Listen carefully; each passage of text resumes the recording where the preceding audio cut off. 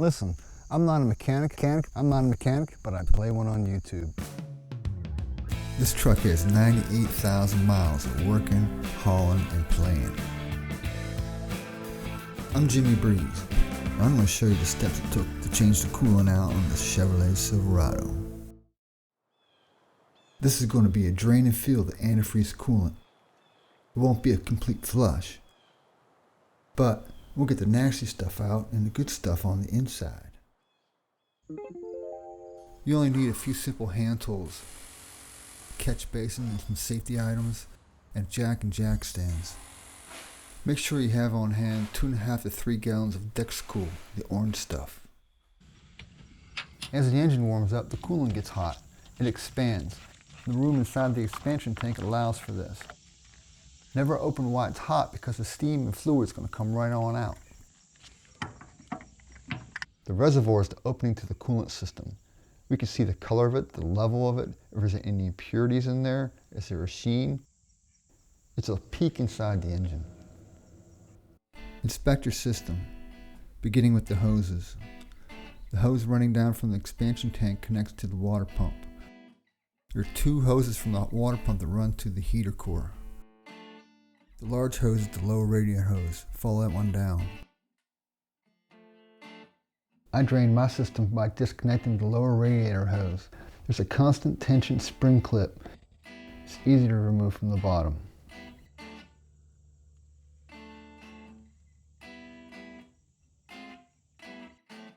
To get access to a low radiator hose, we have to search behind the wheel well lining.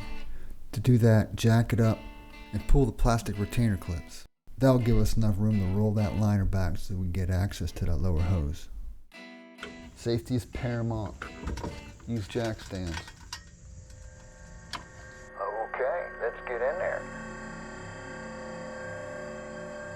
Get yourself a pair of pliers. Screech on in there, on your back, roll in there, stick your arm in there, twist it and find, you can almost get it and then you can't get it, then you can't squeeze it, and then you keep on trying. Oh, did I get another pair of pliers? I'll just keep on using this one. No, I'll get it, I know I'll get it. I get it. Oh man. That's right. Oh, got it. Make sure you have a catch basin ready to go.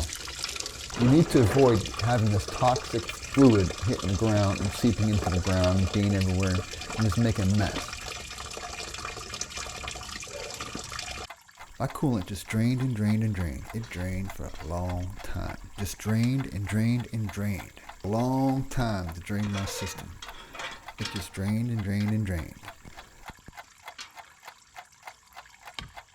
So, plenty of time to take it all in, clean up, get ready for the next job, get that lower radiator hose hooked back up. Remember to wear your gloves. This stuff is nasty. I'll go ahead and mix this up and get ready to fill up the system. When I'm shopping for antifreeze coolant, I generally go for the 1 gallon concentrate. I take an empty coolant jug and mark it. This way I can measure the 50-50 mix a lot easier. You're going to add coolant through the reservoir to fill the system up. Just keep on pouring it until it gets to the full cold mark. On the first start, the system drew in quite a bit of coolant, about 2 inches from the line mark. Get out of the truck, walk up front, take a peek at that level. Chances are it dropped. You can fill it back up to the line, cap the system. Now back in the truck, restart it.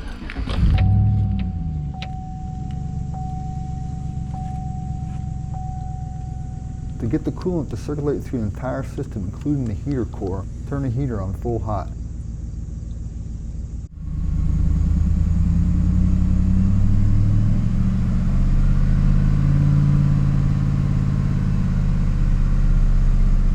Once it gets warm, you'll be able to feel the top radiator hose being hot. That way we know the thermostat is opened. Once that thermostat is open, let's let it run for about 3 minutes. We're going to let the engine get cool to the touch before we check the level in the reservoir. Hey, it's time to deal with that antifreeze coolant we drained out of the truck. Collect it, put it in some kind of basin, put it in some kind of container. It could also go back right into its empty jugs. It's important to get this stuff back to the recycling facility. Most auto parts stores will take this stuff.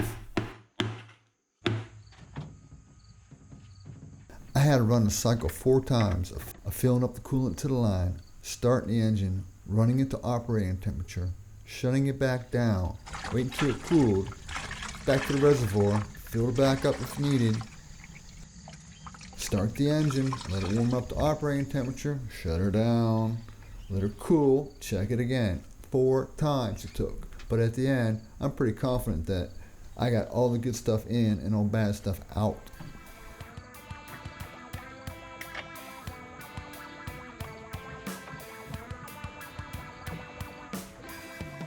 Hopefully I gave you a little bit of insight and maybe some confidence to try it yourself.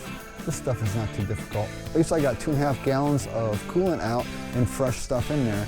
That'll get me through probably as long as I own this truck, which is, hey, this truck is gonna stay with me until I would love to hear from this audience what you think about this, knowing that I'm not a mechanic. All right, so Jimmy Breeze signing off.